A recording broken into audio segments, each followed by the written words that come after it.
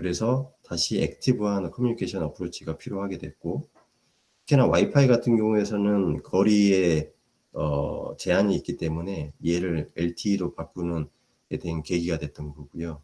그리고 나중에 한번 다시 설명을 드리겠지만, 웨브링크라고 하는 드론과 지상국 간의 통신을 하는 이 프로토콜 대신에 DDS라는 걸 통해서 통신을 분산화를 시키고, 그리고 분산화시키는 그런 방법으로 변화를 시키게 됐습니다.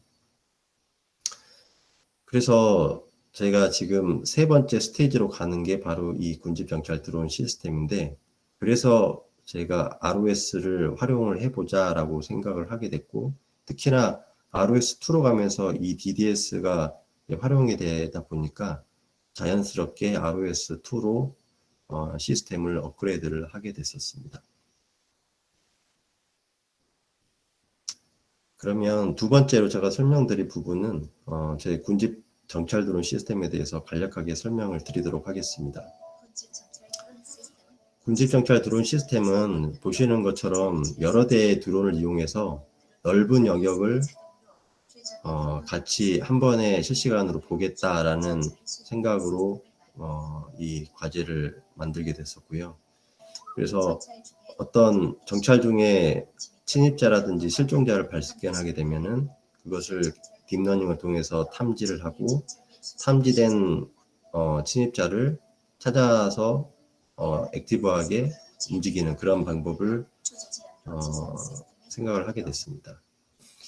그래서 저희가 이제 원하는 거는 광역 지역의 실시간 탐색을 하는 것을 지금 생각을 했었고요. 그걸 하기 위해서는 여러 가지 기술들이 필요한데, 넓은 지역을 동시에 운영하고 또 지속적으로 운영하기 위해서는 드론 교대 기술이 필요하고요. 그리고 각각의 영상 정보를 정합해서 하나의 큰 영상으로 보이게 하기 위해서는 영상 정합 기술이 필요합니다. 그리고 아까 말씀드렸던 것처럼 서로 간에 통신을 하고 분산적인 그런 시스템을 만들기 위해서는 데이터 분산 처리가 필요하고요.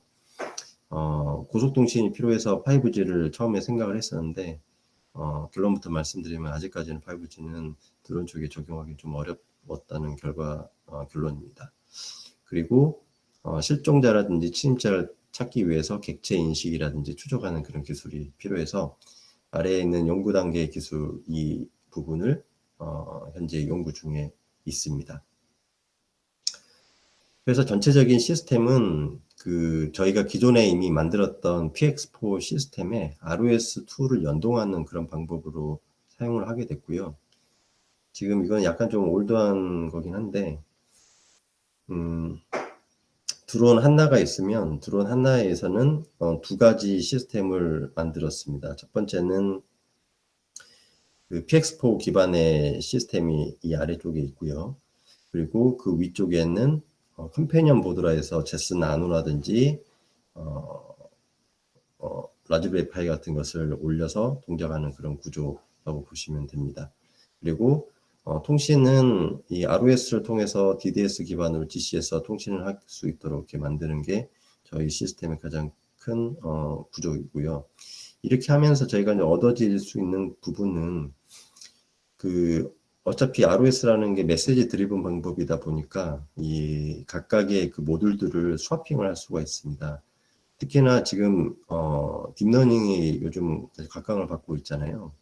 그래서 오브젝트 디텍션 좀 이따 말씀드리겠지만 객체 탐지하는 부분에 대해서도 저희가 지금 만들고 있는데, 현재는 그 서버급에서 동작을 시켜야 하는 그런 단점이 있습니다. 하지만 이런 부분이 최근에는 그 엣지 쪽에서 이제 운영을 할 수 있도록 그렇게 나오고 있어서, 나중에 이제 그런 부분이 나왔을 때는 현재 여기에 있던 오브젝트 디텍션이 바로 드론 쪽으로 올라가도록 그런 식으로도 할 수가 있다는 그런 장점이 갖고 있습니다.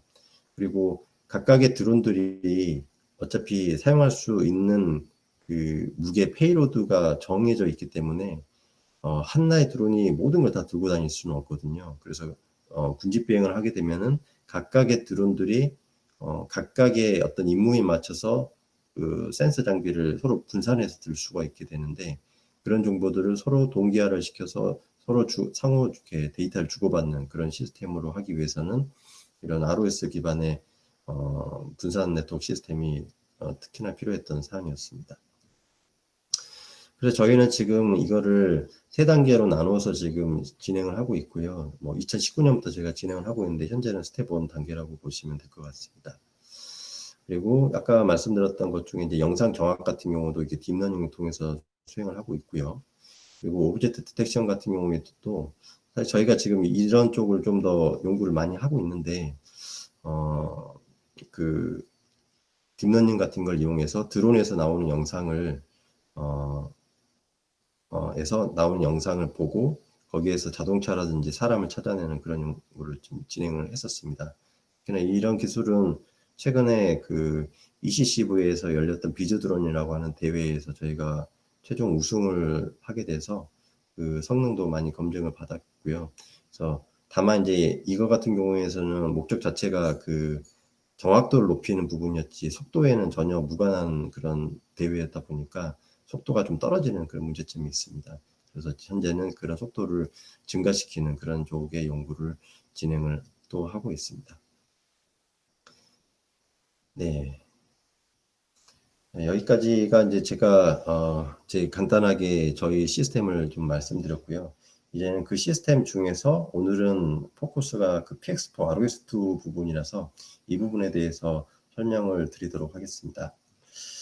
우선 PX4에 대해서 그 드론 쪽을 잘 모르시는 분도 있으실 것 같아서 우선 간단하게 PX4에 대해서 설명을 드리고 그리고 PX4에서 ROS하고 연동하는 그런 로드맵이라든지 계획 그리고 현재 진행되는 부분에 대해서도 설명을 드리도록 하겠습니다.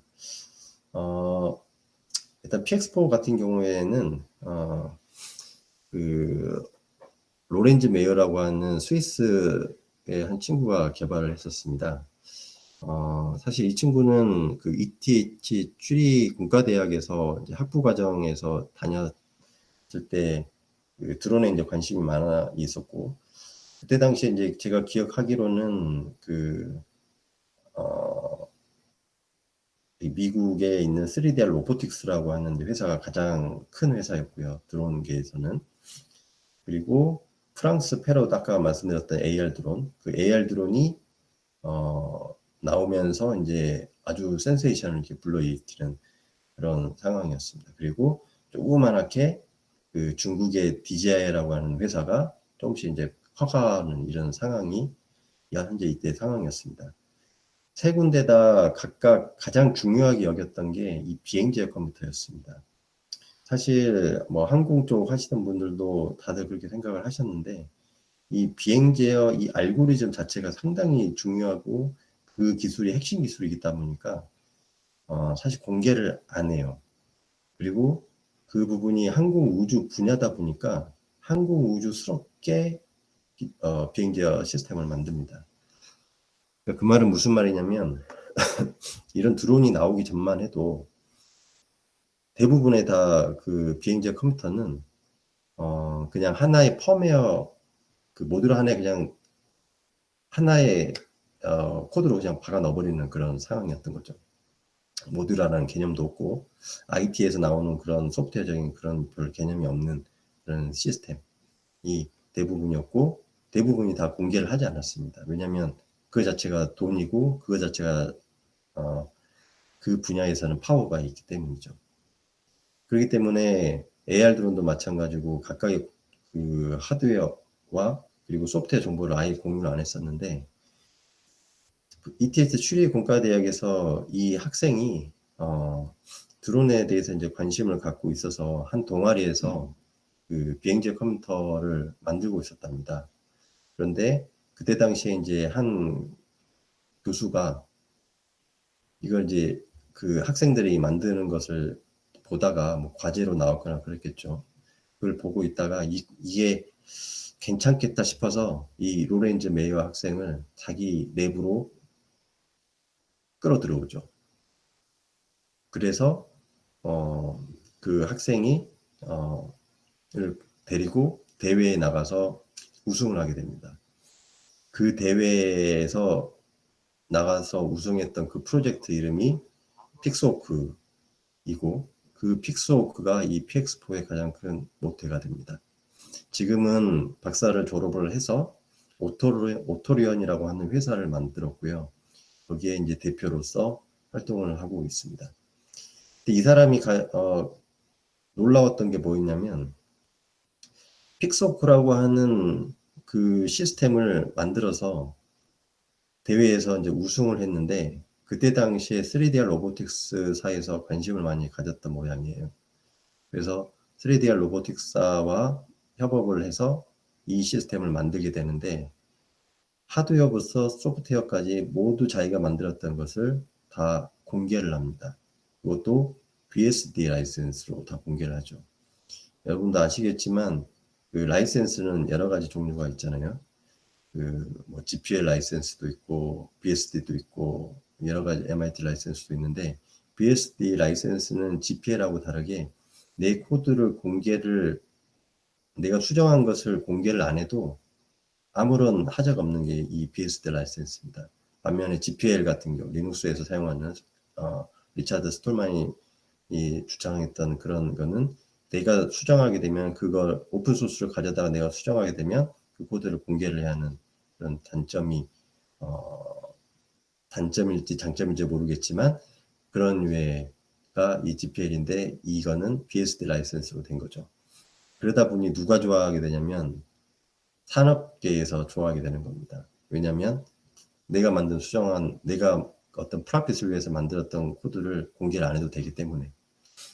그러면서 또 뭘 만드냐면 지상국 시스템도 만들고요. 그리고 지상국 시스템과 드론 간에 통신할 수 있는 매브링크라고 하는 프로토콜도 이 사람이 만듭니다. 그리고 가제보를 통해서 시뮬레이션을 할 수 있는 환경까지도 다 구축을 하게 되죠. 놀랍게도 이 사람은 아까 잠깐 말씀을 드렸지만 항공이 전공이 아니고요. 컴퓨터 비전을 하던 사람이에요. 컴퓨터 사이언스라는 거죠. 그러다 보니 나중에 관심 있는 분들, 아시는 분도 계시겠지만 PX4를 보시면 내부 코드가 상당히 잘 짜여져 있고 프레임워크 자체가 상당히 나이스하게 되어 있습니다. 깔끔한 구조로 되어 있습니다. 그래서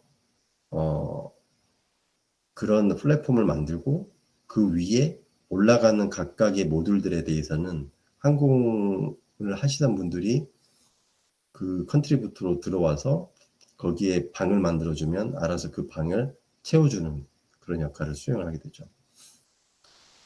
그래서 이 PX4 같은 경우에서는 2008년에 이제 로렌즈 메어가 만들어서 수행을 하고 있다가 2013년에 처음으로 이제 픽스4 아우토파일럿이라고 하는 킷이 나오고 그걸 가지고 수행을 했었는데, 저도 2013년에 이 PX4를 알게 됐었고요.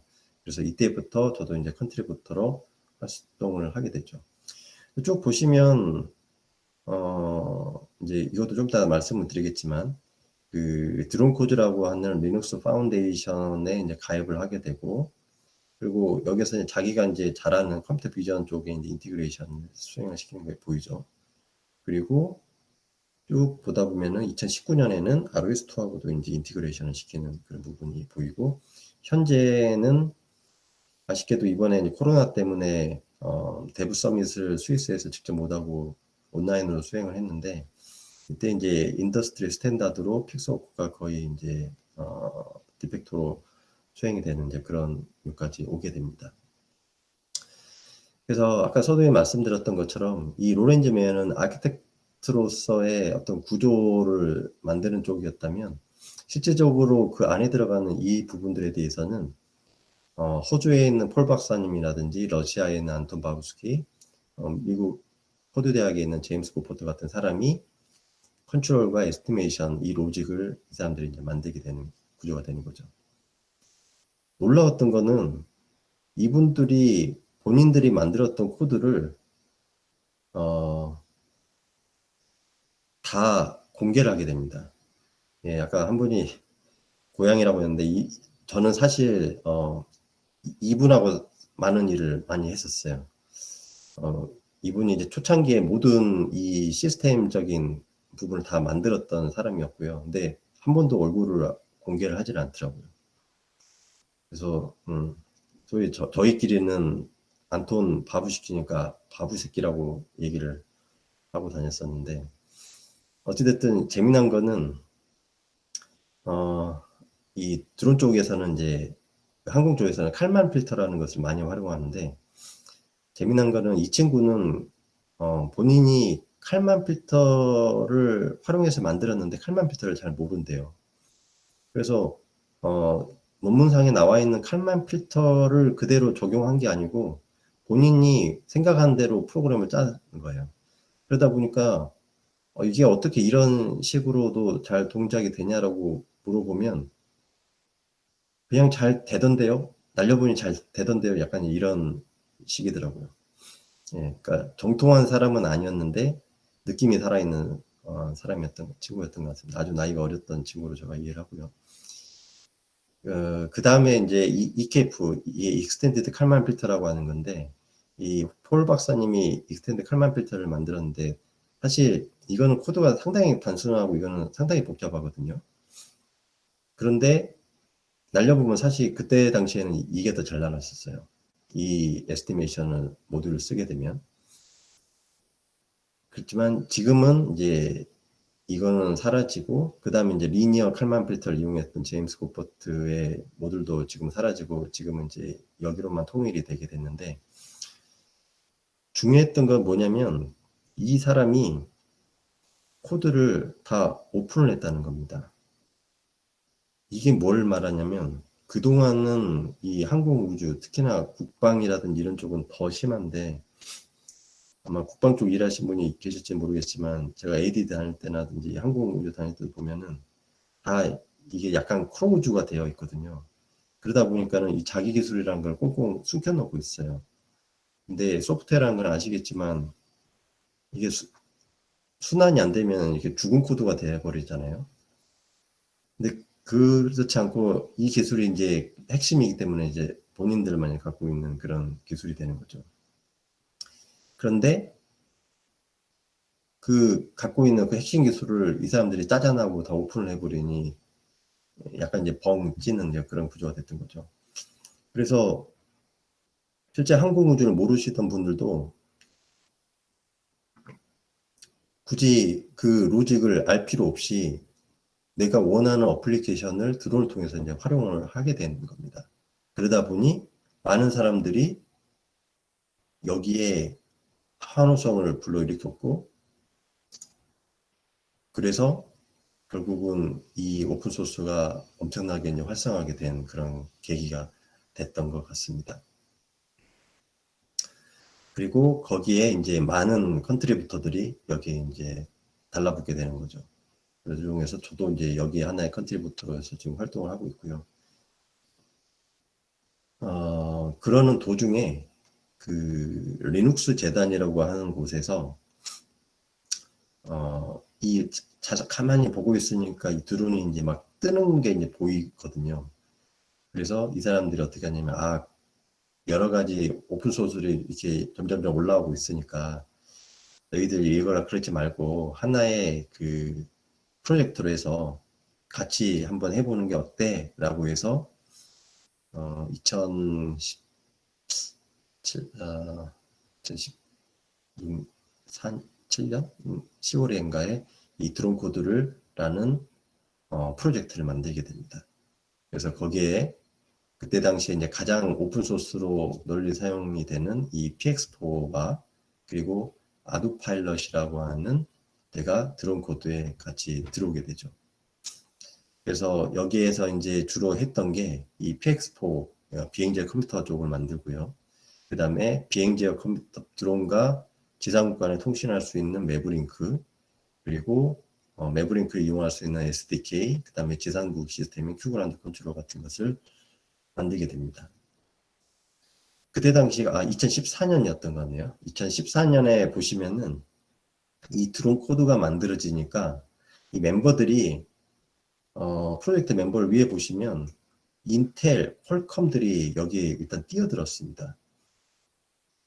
그 인텔이 지금은 군집 비행을 해서 평창 올림픽에서 활용을 하게 됐고, 그 다음에 퀄컴이라고 하는 회사도 드론을 통해서 많은 걸 하려고 노력을 했었죠. 그런데 2020년에는 이 드론 코드의 멤버십이 바뀌는 것을 보실 수가 있습니다. 인텔과 퀄컴이 일단 떨어져 나갔어요. 왜냐면 인텔과 퀄컴 같은 경우에는 주로 이제 하드웨어 쪽인데 일단 DJI에 많은 걸 뺏겼고, 그리고 이 사업 자체를 이제 많이 축소를 했던 것 같습니다. 반면에 누가 들어오냐면 MS가 들어왔어요. 그래서 제가 추측하기에 이건 제 개인적인 생각이지만 시스템이 안정화되니까 얘를 이제 어플리케이션 레벨로 지금 들어가는 것 같습니다. 즉 소프트웨어적인 부분에 대한 게 더 올라가게 되고, 물론 이 MS가 그 에어심이라고 하는 시뮬레이터가 이제 올라가면서 또 들어온 것도 있긴 있지만, 제가 보기에는 이제 소프트웨어적인 부분이 더 많이 가미가 되는 것을 보실 수가 있을 것 같습니다. 여기에 저희 우리나라 국내 기업도 들어가 있는데 그 유비파이라고 하는 회사도 들어가 있고요. 유비파이, 예, 여기 유비파이라고 하는 회사도 들어가 있고, 그다음에 수바가이오라고 하는 회사도 현재 이 멤버십으로 활동을 하고 있습니다. 2014년에 이렇게 이제 PX4하고 아두파일럿이 들어와가지고 수행을 했는데, 사실 아두파일럿이 2016년에 드론 코드에서 탈퇴를 하게 됩니다. 2014년에 들어올 때 보면은 사실 좀 이따가 또 설명드리겠지만 이 아두파일럿이라고 하는 데가 커밋수라든지 커미터들을 보시면 훨씬 PX4를 앞질렀다는 것을 보실 수가 있습니다. 이 얘기는 무슨 말이냐면 아두파일럿이 더 안정적이다라는 것을 반증하는 것도 되는 거죠. 왜냐하면 PX4보다 더 오래된 오픈소스이기 때문에요. 아두파일럿이라고 하는 거는 그 한참 저희가 2012년 막 이때 아두이노라는 게 한참 핫하게 떠올랐던 적이 있었어요. 그 아두이노를 가지고 이 조디안 무노즈라고 하는 사람이 2009년에 아두파일럿을 만들게 됩니다. 그리고 여기에 비행지역 시스템을 간단하게 올려서 동작을 시켰는데 그게 아주 뜨죠. 완벽하게 뜨고 얘를 이제 3D 로보틱스사가 만들므로써 3D 로보틱스도 같이 뜨는 그런 이제 과정이었습니다. 그러다가 2011년에 앤드루 트리젤이라고 하는 분이 이 아이두 파일럿을 메인테너를 다시 맡게 됩니다. 이 앤드루 트리젤이라고 하는 사람은 그 호주 사람인데 이분은 그 리눅스의 대가세요. 그 삼바 서버 아시죠? 삼바 서버 쪽을 만들던 분이 이분입니다. 그래서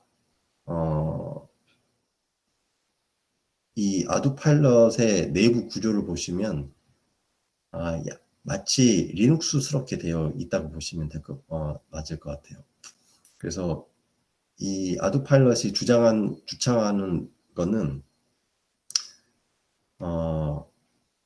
안에가 어떠한 하드웨어가 됐던 내 아두파일럿을 사용하게 되면은 사용할 수 있어라는 그런 철학이 들어가 있습니다.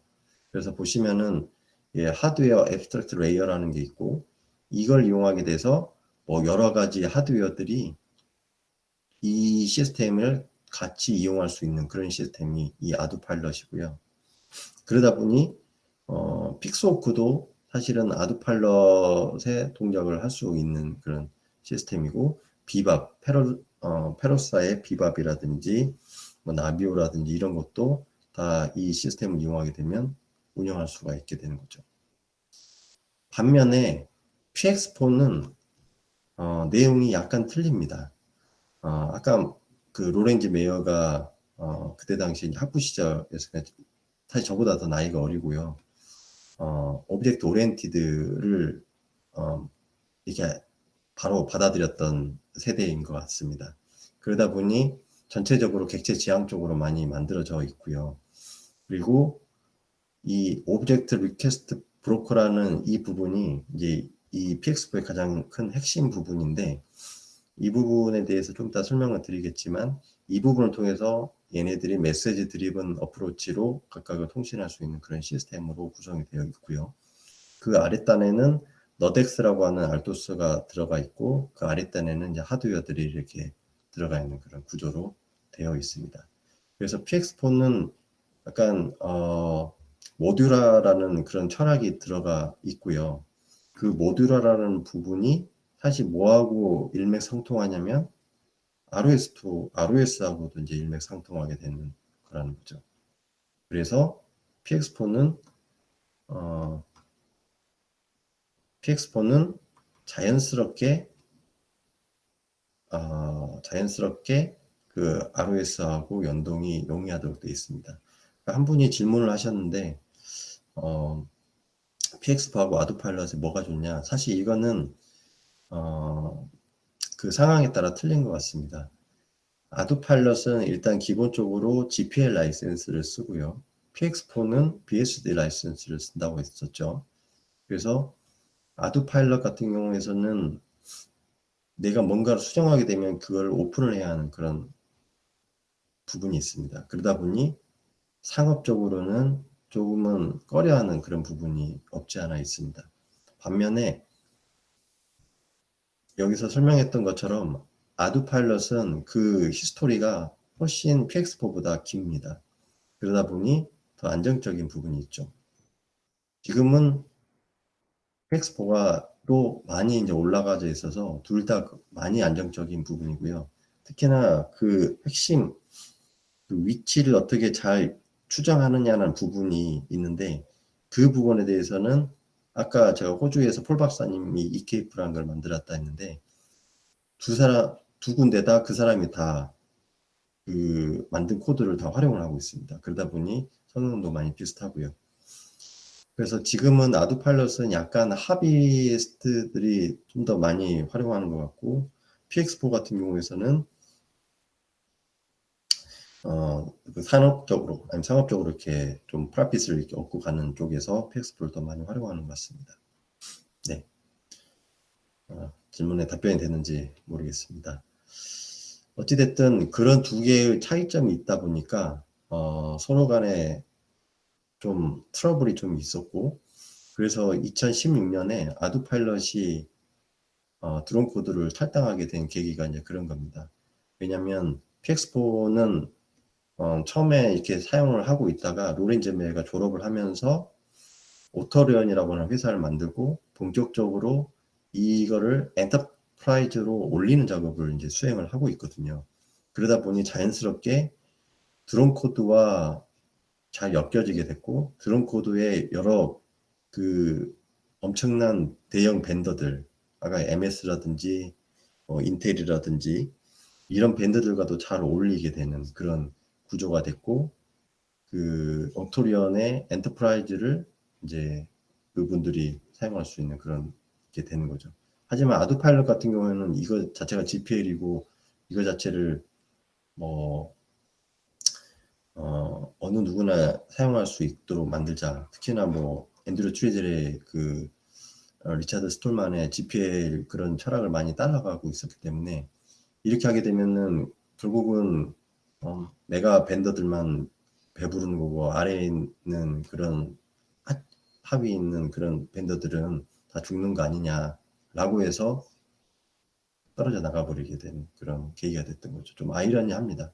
리눅스 재단인데 아두파일럿이 떨어져 나간다는 게.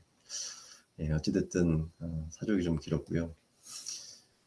그래서 저는 이제 PX4 쪽에 이제 더 특화가 돼 있다 보니까 이 PX4에 대해서 좀 더 설명을 드리면 아까 여기서 가장 중요한 게 이 ORB라고 했잖아요. 이 ORB가 오브젝트 리퀘스트 브로커 U라고 하는 건 이제 마이크로가 작다는 얘기를 하는 거고요. 퍼블리셔 서브스크라이버로 동작을 하고 있습니다. 디자인 경우의 디자인 패턴에 보면은 나오고 아마 ROS를 사용하신 분들은 당연히 여기에 친숙하시겠죠. 친숙하다는 얘기는 맞습니다. PX4도 ROS와 철학이 같다라고 이해를 하시면 됩니다. 철학이 같다는 얘기는 시미니스하게 통신을 잘할 수 있다. 보다 더 잘할 수 있다라고 보시면 될 것 같습니다. 아까 한 분이 그 아두파일럿과 ROS하고 연동되느냐? 연동은 잘 됩니다. 연동은 잘 되나 기본적으로 철학 자체가 좀 틀리기 때문에 여기서는 매브링크라는 걸 통해서 매브로스로 이제 가게 되는 구조인데, PX4는 물론 이제 아토파일럿도 ROS2로 지금 이연을 가고 있지만 PX4는 그 목적 그 방향 자체가 ROS하고 완벽하게 시뮬레스하게 가게 만들자는 그런 철학을 갖고 있습니다. 좀 이따 그 부분에 대해서 좀 더 구체적으로 설명을 드리도록 할게요. 그래서 뭐 아시겠지만 여기서도 마찬가지로 퍼블리셔가 있고 각각의 서브스크라이버가 오브젝트 리퀘스트 브로커라는 걸 통해서 통신을 하게 되는데, 예를 들어서 IMU 센서라는 모듈이 있고 그 다음에 Attitude Estimate라는 모듈이 있으면 IMU 센서에서 자이로라든지 가속도 이런 센서 정보를 Attitude Estimator가 구독을 하게 되면 그 데이터를 받아서 롤피치 2호에 정보를 주게 되는 구조라는 거죠. 이런 구조로 이제 되어 있는 게 이 PX4 내부의 구조고요. 그래서 이런 것을 이제 로렌즈 메이어가 각각의 프레임워크를 만들어 놓고 각각 이런 부분에 대해서 여러 컨트리뷰터들이 달라붙게 되는 거죠. 이게 재미난 게 뭐냐면 지금 이 부분 같은 경우가 아까 제가 그 안톤 바부시키라는 하는 사람, 그 다음에 폴 박사님, 그 다음에 여기 포듀 대학에 있는 친구, 그런 친구들이 여기에서 얘만 나는 다른 방법을 쓸 거야 라고 해서 얘만 바꿔 끼는 거예요. 인풋과 아웃풋이 결정되어 있다 보니까 이 부분을 쉽게 바꿔 낄 수가 있는 장점이 있고, 그러다 보니까 연구하시던 분들도 난 다른 거 안 건드리고 이 부분만 나는 관심이 있으니까 이 부분만 나는 건들게 라는 겁니다. 저도 마찬가지로 제가 이런 부분을 잘 몰라서 저는 이 부분만 저는 이제 건드렸던 거예요. 그리고 시나리오 군집 비행이 필요한 부분이 있으니까 여기 위에다가 새로운 모듈을 만들고 그거를 여기에서 있는 정보를 이용해서 구독을 하거나 아니면 여기에서 나오는 명령들을 얘한테 전달하는 그런 구조로 되어 있습니다. 그리고 내부적으로는 알토스고 또 한 250으로 지금은 이제 1000Hz까지도 지금 올라가고 있는데 이런 구조로 동작을 하게 됩니다. 그래서 드론에서는 크게 이렇게 네 가지로 지금 EPX4는 나눠져 있고요. 포지션 쪽과 이제 애티튜드 쪽으로 나눠져 있다고 보시면 되고요. 왼쪽에 있는 포지션 같은 경우에는 사람이 알아들을 수 있는 언어라고 보시면 되고, 오른쪽에 있는 애티튜드 같은 경우에는 드론이 알아들을 수 있는 언어라고 보시면 됩니다. 그래서 내가 만약 1,1에서 10,10으로 가라라고 얘기를 했을 때 그 1,1, 10,10이라는 거는 이 포지션 이쪽에서 처리를 하게 되고요. 그걸 통하게 되면은 드론을 앞으로 얼만큼 기울이게 해라 라고 하는 정보로 가게 되는 거서, 그게 이제 그 드론의 RPM을 이제 조절하는 그런 구조가 되는 거죠. 네. 그리고 내부적으로 처음에는 PX4가 상당히 불안했었거든요. 불안했었는데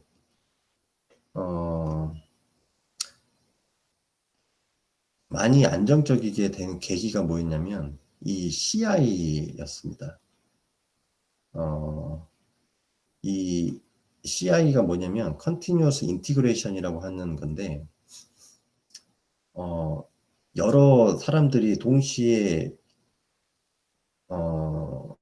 코드를 만들다 보니까 이게 자꾸 브로큰이 되고 자꾸 동작이 안 되고 이런 문제가 이제 발생을 하는 거죠. 그래서 미국에 있는 친구인데 이 친구가 이 테스팅을 하는 것을 컨티뉴어스 인티그레이션 것을 만들어 놓고 자기 집에 이런 것을 만들어 놓습니다.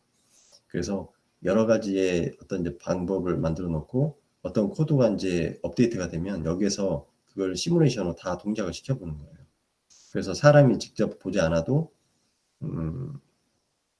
우선은 그 뭐 젠킨슨이라든지 이런 걸 통해 가지고 젠킨슨이라는 이걸 통해 가지고 각각의 문제점을 미리 찾아내고 그것을 이제 패스를 못하면은 그 코드가 서밋이 안 되는 이제 커밋이 안 되는 그런 구조로 되다 보니까 이 이후로부터 상당히 안정화됐다고 하더라고요. 그래서 이게 얼마나 중요한지도 저희도 새삼 다시 알게 됐던 것 같고요. 그리고 드론 코드와 이제 연동이 되면서 드론 코드 내에서 이 코드가 만들어지면 이거를 매일같이 테스트를 합니다. 그때 당시에 이게 아마 작년, 재작년까지 해서는 이제 멕시코 쪽에서 수행을 하게 되는데, 코드가 만들어지면 멕시코에서는 드론 코드, 그 리눅스 재단의 드론 코드가 이 코드를 받아가지고 바로 비행을 해보고 문제점이 있는지 없는지를 피드백을 해주고, 이런 구조, 선순환 구조가 이 PX4에서는 동작을 하고 있습니다. 처음에 이 PX4가 만들어질 당시에 로렌즈 메이어가 이제 그때 당시에는 저도 이제 이분하고 같이 많이 이야기를 하고 그랬었는데, 이분이 처음에 이렇게 자기의 로드맵을 이렇게 그려가지고 웹사이트에 올리더라고요. 그쪽에 올리는데 가만 보니까는 거기에 이 ROS 인티그레이션이라는 부분이 있더라는 거죠. 아까도 말씀드렸지만 이 로렌지 메이어는 처음에 이 PX4를 만들 때 아마도 ROS의 영향을 좀 많이 받았던 것 같습니다. 그러다 보니 ROS처럼 만들었던 게 PX4가 되는 거고, 그러다 보니 PX4와 ROS를 자동적으로 자연스럽게 이제 연결이 되는 그런 구조가 됐던 거죠.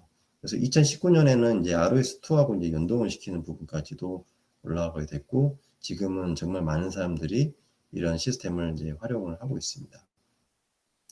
그래서 이미 이제 PX4하고 ROS하고 이제 연동하는 부분을 이미 만들었고요. 그래서 지금 동작을 하고 있습니다.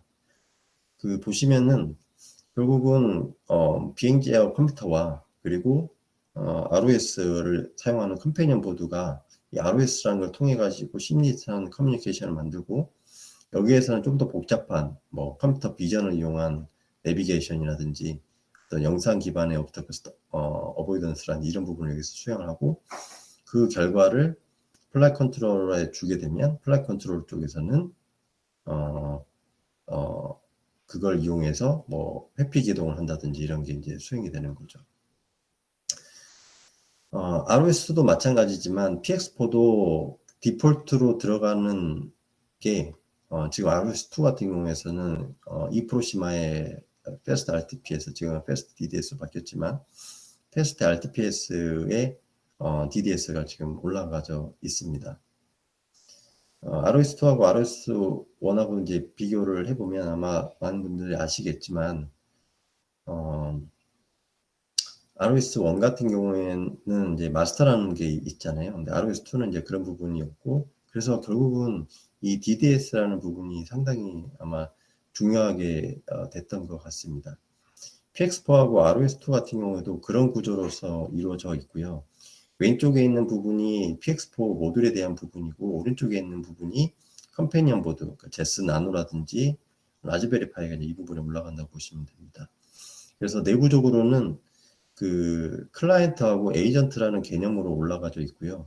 이 클라이언트라는 모듈이 만약에 시리얼 통신으로 UART 통신으로 되어 있으면 이거를 이 에이전트 쪽으로 UART든 UART로 이렇게 데이터를 주고받을 수 있는, 그래서 그 각각의 정보를 시리얼라이션 클래스를 그 시리얼라이제이션 시키고 직렬화를 시켜서 이제 주고받는 그런 구조로 되어 있습니다. 그리고 그걸 중렬화하게 한 부분은 파이썬으로 자동화로 이렇게 되어 있는 구조로 되어 있고요. 그래서 좀 더 구체적으로 보시면 이 PX4 내부에서는 ORB라고 하는 걸 통해 가지고 데이터들이 토픽 정보를 주고받는다고 말씀을 드렸고, 그 중에서 ROS가 운영되고 있는 시스템을 보내기 위해서는 클라이언트라는 구조가 들어가는데, 여기 앞단에서는 어찌됐든 그 토픽을 받아야 하기 때문에 서브스크라이브 하는 부분이 들어가 있고, 그래서 서브스크라이브를 하게 되면 그 한 데이터를 직렬화를 시켜서 UART를 통해서 보내게 되면 제스 나노와 같은 오프보드 컴퓨터에서는 그걸 읽어서 다시 시리얼라이제이션 시켜서 ROS에 맞는 시스템으로 바꿔서 동작을 시킨다라는 개념으로 동작이 됩니다. 그에 대한 역도 마찬가지로 되어 있고요. 지금은 이 부분이 UART로만 되어 있습니다. 그리고 이 부분이 저는 이 부분이 약간 불만이긴 한데, 그 e프로시마의 패스트 RTPS에 좀 디펜던시가 상당히 지금 걸려 있는 상황이고, 그래서 저는 이제 이 부분에 대해서 자꾸 이야기를 하고 있는 상황인데, 문제는 이 부분에 대한 메인테너 하시는 분이 이제 누누라고 하는 분인데, 그분이 이 이프로시마 쪽하고 좀 연관관계가 좀 있어요. 그래서 그런 부분 때문에 좀 더 디펜던시가 좀 있어 보이는 부분이 좀 있습니다. 그래서 DDS라고 하는 거는 ROS2에서 이제 사용하는 그런 방법이긴 한데, 각각의 이제 파티트펀트가 있으면 그 데이터를 글로벌 데이터 스페이스에 놓고 이제 퍼블리시 서브스크라이브 하는 그런 구조로 되어 있고요. 그래서 저희는 이제 이 부분을 그냥 가져다 쓰면 되는 거죠. 그래서 ROS2 같은 경우에는 RMW 아마도 저보다 더 잘 아실 것 같은데, 간략하게만 설명을 드리면, 이 부분을 이제 다른 밴더들에 있는 것들도 이제 사용할 수가 있고요. 그래서 그 부분이 지금은 이제 Fast DDS로 되어 있다라고 보시면 될 것 같습니다. 물론 ROS2도 Fast DDS가 좀 디폴트로 되어 있죠. 왜냐하면 오픈소스이고 무료이기 때문에 그러겠죠.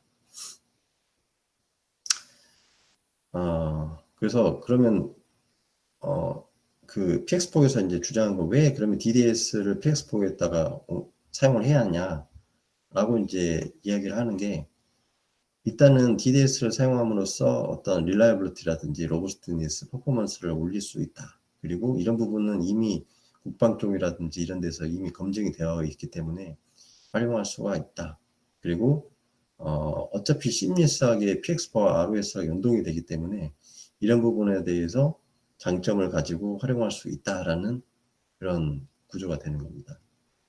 그런데 PX4, ROS2를 제가 이제 그 군집 정찰 드론 시스템을 만들면서 사용하다 보니까 여러 가지 문제점이 있었어요. 첫 번째는 아직은 PX4와 ROS2 연동이 시스템이 좀 성숙도가 좀 약간 떨어집니다. 그래서 저도 이제 이 부분에 대해서 컨트리뷰션을 좀 하고 있는 상황이고, 많이도 좀 개선은 되고 있지만 여러 가지 버그가 좀 많이 있었던 거는 사실이었습니다. 그리고 계속 말씀드렸지만 이 프로시마 RTPS의 디펜던시가 상당히 많이 걸려 있습니다. 왜냐하면 사실은 DDS라고 하면 DDS 그 공통된 이미 그 공통된 API를 갖고 있는데, 그걸 쓰는 게 아니고 이 프로시마 RTPS를 그냥 그대로 써버려요. 그런데 저희가 이제 이 프로시마 RTPS를 쓰다 보니까 가장 큰 문제가 뭐냐면, 저희도 이제 오픈 소스고 어차피 앞으로 점점 발전해 나갈 것이다라고 생각을 해서 이거를 사용을 했었는데, 문제가 시뮬레이션 상에서는 한 20대, 그리고 실제 비행할 때는 한 7대, 8대 정도가 넘어서게 되면 통신이 잘 안 됩니다. 예, 이유는 제가 그 코드까지는 분석을 못해서 잘 모르겠지만, 일단은 커머셜한 시스템에는 아직은 좀 많이 부족한 점이 있고요. 물론 이 프로시마가 제가 알고 있기로 RTI에서 이렇게 나온 사람들이 만든 걸로 알고 있는데, 아직은 그 스테이블이라든지 그런 부분에서는 좀 많이 떨어진 부분이 있습니다. 사실 저희도 특히나 저희 다른 이제 DDS를 쓰고 있는데, 그 국내에서도 아마 지난주에 발표를 하셨다고 하는데, 그 그룹 네트워크스의 그룹 DDS라고 하는 조성일 대표님의 그를 저희도 지금 쓰고 있고요. 그래서 전반적으로는 이런 이프로시마에 비해서는 확실히 그 개선이 되는 것은 확인할 수가 있었습니다. 그리고 내부적인 또 다른 문제가 이 매브링크와 ROS에 간의 어떤 관계 정립입니다. 문제가 뭐냐면, 예를 들어서 그 비행제 컴퓨터 PX4에서 만약에 수행을 이렇게 이제 드론이 날아가고 있는데, 컴패니언 보드에서 이제 수행이 된 부분이 있었다고 쳐요. 그러면 이 정보를 지상국에 이제 보내야 할 필요도 있을 거 아니에요. 그러면은 이걸 어떻게 써야 하냐면, 우선은 에이전트를 통해서 PX4 쪽으로 넘깁니다. 그러면 PX4 마이크로 ORB 기반의 토픽 정보가 되는 거고, 그 정보를 여기 이제 표현 안 했네요. 매브링크라고 하는 프로토콜로 다시 한번 또 바꿉니다. 그러니까 ROS 프로토콜, DDS 프로토콜에서 PX4의 프로토콜로 바꾸고, 그를 또 지상국하고 사용할 수 있는 매브링크 프로토콜로 한번 또 바꿔요. 그런 다음에 다시 ROS 프로토콜로 바꿔야 하는 그런 문제가 있습니다. 그래서 이 N1이라고 하는 이 모듈의 정보와 N3라고 하는 모듈 정보와 통신하기 위해서는 이렇게 많은 그 프로토콜 간의 변화 작업이 필요하게 되는 그런 단점이 있습니다. 그래서 제가 이제 주장하는 바는 그렇게 하지 말고 이거와 이거를 바로 통신하면 어때? 라고 이제 저는 주장을 하고 있는데, PX4 쪽에서는 이 부분에 대해서는 완고합니다. 물론 어차피 이거 오픈 소스니까 너 마음대로 해. 하지만 이제 저처럼 이제 컨트리뷰션 하는 입장에서는 그건 할 수 없어라고 이제 하는 거죠. 왜냐면 사실 드론에서 이제 중요한 거는 안정성도 중요하잖아요. 그래서 PX4에서 검증을 해주는 부분은 이 본인들이 만든 매브링크 내에서의 정보에 대해서는 검증을 해주겠다는 거예요. 근데 여기서 이렇게 들어와 버리면 바로 PX4 쪽으로 들어와 버리게 되는 거잖아요. 그러다 보면은 이거에서의 어떤 시큐리티적인 측면이라든지 이런 걸 한번 안 걸치고 바로 들어오기 때문에 여기에서 나오는 부분들을 여기에서 바로 접근을 시켜버릴 수가 있어서 불안전하다라고 해서 PX4 쪽에서는 어떻게 하고 있냐면 이 부분에 대한 부분을 그 컴패니언 보드에서만 이 ROS를 수행할 수 있도록 그렇게 현재는 되어 있습니다. 네.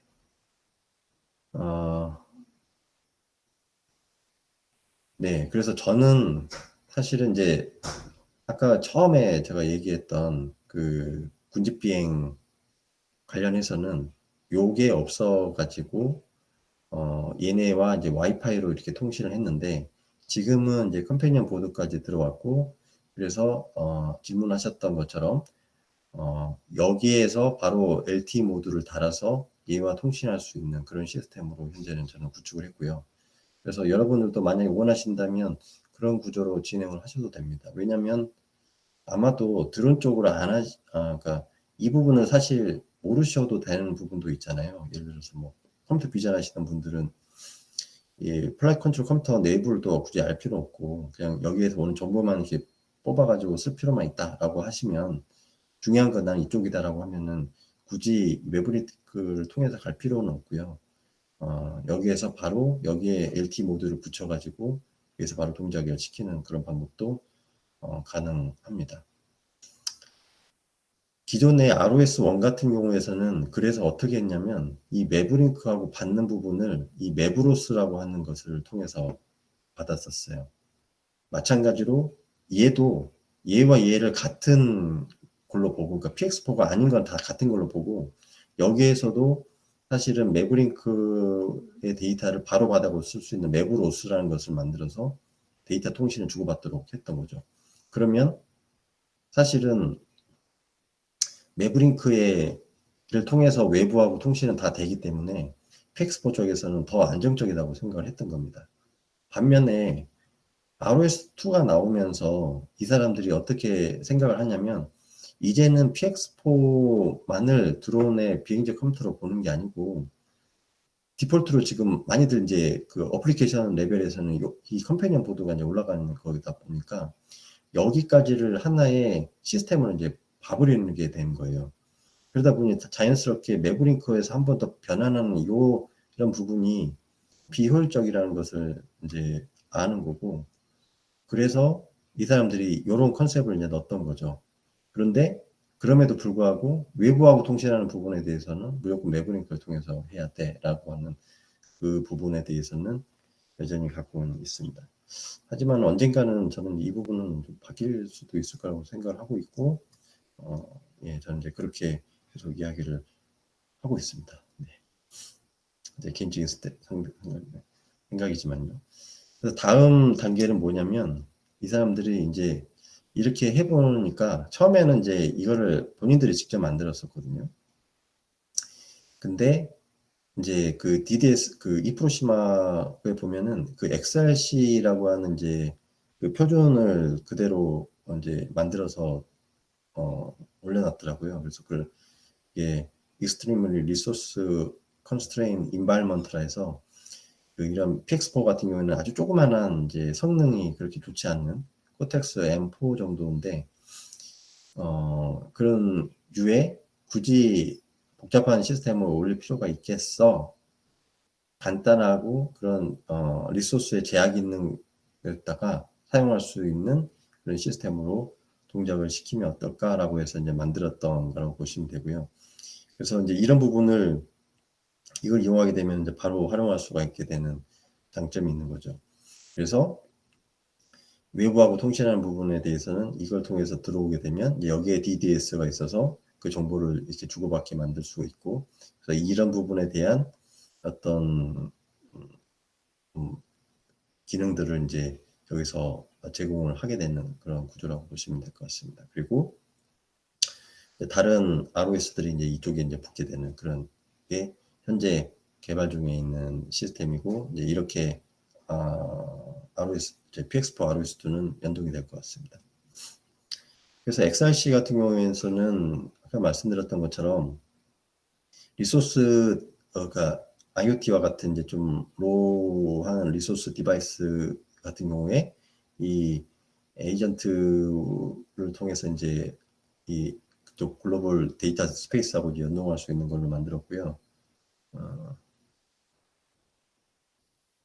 네, 중간에 한 분이 질문하셨는데 ROS2에서 메브루스를 사용 안 해도 상관없는 건가요?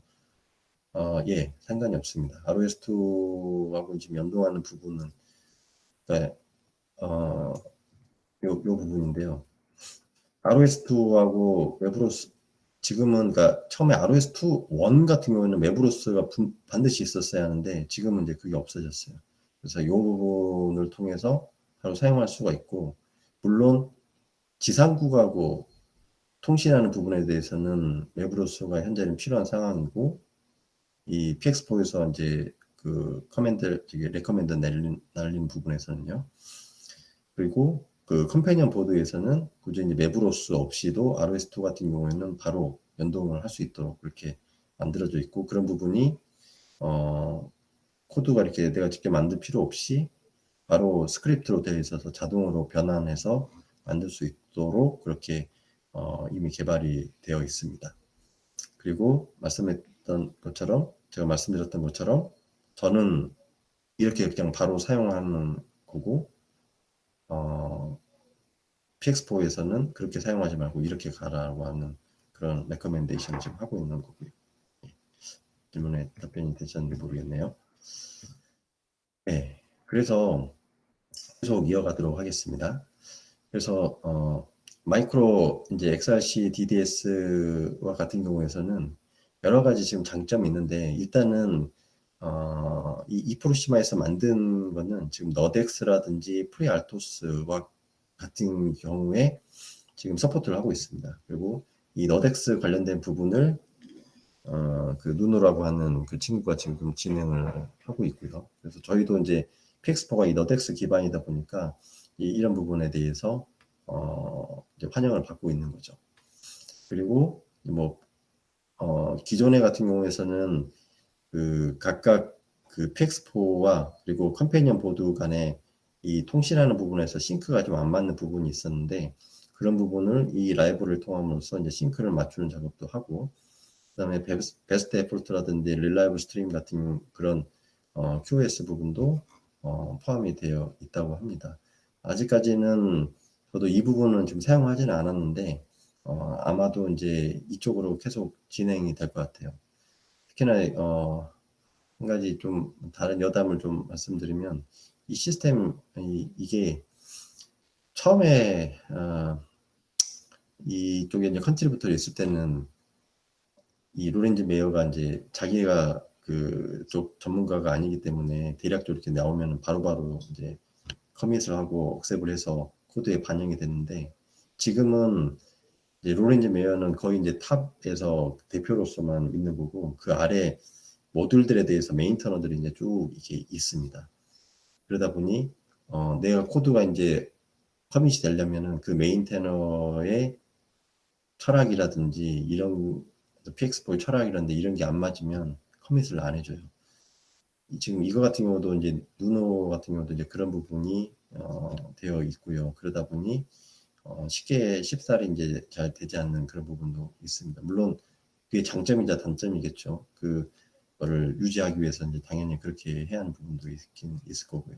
하지만 새로운 부분이 또 들어오는 부분이 조금씩은 이제 어려워지는 그런 단점도 있는 것 같습니다.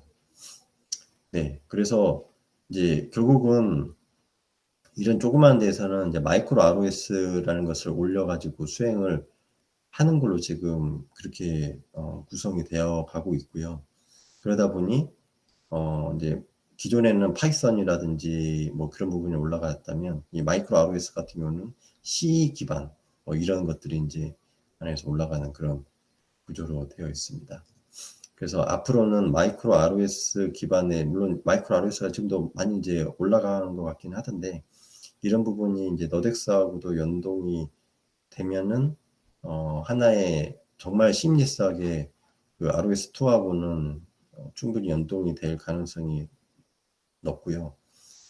계속 말씀드렸던 것처럼 PX4 자체가 그 ROS의 그 영향을 많이 받았기 때문에 이 부분이 그 로스라고 하는 그 에코시스템과 PX4라고 하는 이 에코시스템이 바로 이렇게 합쳐질 수 있는 그런 구조로 될 거라고 저는 믿고 있습니다. 그리고 이제 그 하드웨어적인 측면 부분인데 이미 그 픽소크라고 하는 2013년에 나왔던 곳에서 점점 좀 올라가고 있습니다. 그래서 주로 이제 코텍스 STM 이제 계열의 주로 MCU를 많이 사용을 했었고요.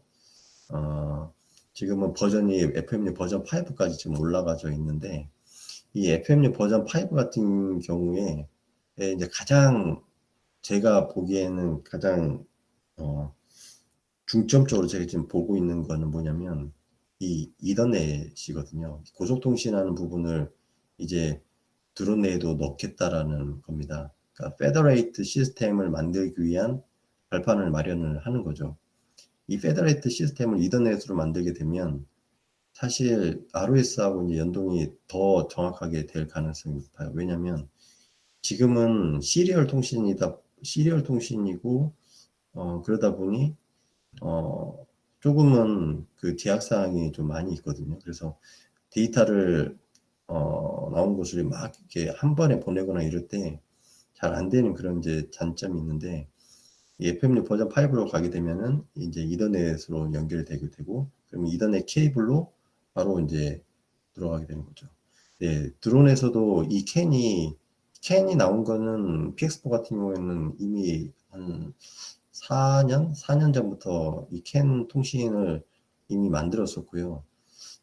사실 저는 잘 사용하지 않고 있는데 이 캔에 대한 그 요구도가 상당히 많이 있는 것 같습니다. 그래서 캔에 대해서도 많이들 연구가 됐고 지금은 많이 안정화가 되어 있는 걸로 제가 알고 있습니다. 그래서 지금은 어디까지 오게 되냐면 아까 말씀드렸던 것처럼 그 로렌지 메이어가 이제 졸업을 해서 회사를 차렸고 거기에 오토리온이라고 회사를 만들었다고 했잖아요.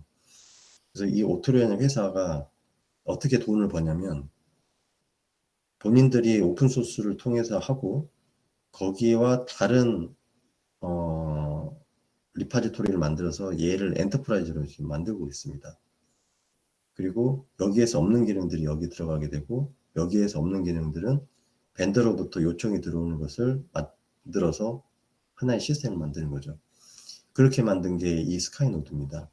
이 스카이노드는 여러 가지 그 군 쪽에서 운영할 만큼의 어떤 그 뭐라 하죠?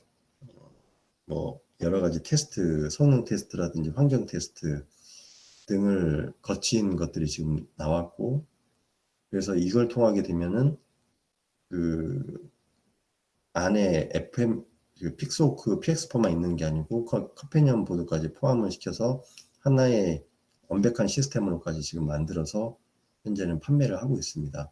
그래서 이런 시스템으로 이제 앞으로 엔터프라이즈급으로 이렇게 갈 것 같고요. 마치 이거는 레드햇과 센토스와 같은 그런 개념으로 갔는데 최근에 센토스를 버렸다고 하던데 안 버렸으면 좋겠지만 어찌됐든 그런 구조로 현재는 가고 있고 이런 부분이 앞으로도 지속이 될 가능성이 높을 것 같습니다. 그래서 저희도 사실 이 오토리온 쪽에 이제 우리나라의 임재영 씨라고 하는 이제 아주 잘하는 친구가 있는데 그 친구가 오토리온에서 있었고요. 그래서 그 재영 씨가 그 한국의 그런 연구자들이 그 PX4에 좀 더 빨리 이렇게 받아들이고 같이 이렇게 협업할 수 있는 그런 기회를 많이 주고 있습니다. 그래서 저희도 그 PX4를 지금까지는 대부분의 이런 시스템은 그냥 저희는 가져와 가지고 활용하는 뿐이지 이거를 직접 내부를 수정하고 이런 부분은 거의 하시는 분들이 그렇게 많지가 않거든요. 그래서 하지만 이제 대학생들이라든지 이런 이제 나가시는 분들은 이런 부분에 대해서 좀 관심을 가져주면 상당히 좋을 것 같습니다. 네. 마지막으로 제가 하고 있는 일에 대해서 이제 퓨처웍을 잠깐 잡았는데 지금 이제 이런 군집정찰 드론 시스템을 제가 이제 이렇게 만들고 있고 지금은 이 각각의 서브 모듈들에 대해서 프레임워크가 이제 만들어져 있는 상황이고 각각의 서브 모듈들에 대해서 지금 만들고 있고요. 특히나 그 오브젝트 디텍션, 딥러닝 기반의 오브젝트 디텍션 같은 경우에는 그 애트리에서 그 AI 반도체 쪽을 만드시는데 그쪽과 약간 컨택이 돼서 AI 반도체 기반의 오브젝트 디텍션을 드론에다가 바로 탑재하는 그런 시스템을 이제 올해부터 진행을 할 것 같습니다. 그리고 이제 콜리전 어보이던스와 같은 부분도 좀 더 넣어서 올해는 좀 더 많은 분들한테 좀 알려줄 수 있는 그런 계기가 됐으면 좋겠습니다. 네, 이상으로 제 발표는 마치도록 하겠습니다. 긴 시간 동안 들어주셔서 감사합니다. 네, 수고 많으셨습니다. 와, 오랜만에 진짜 드론 공부한 느낌이 나네요. 역시 문성태 연구원님의 발표는 재밌어요. 그리고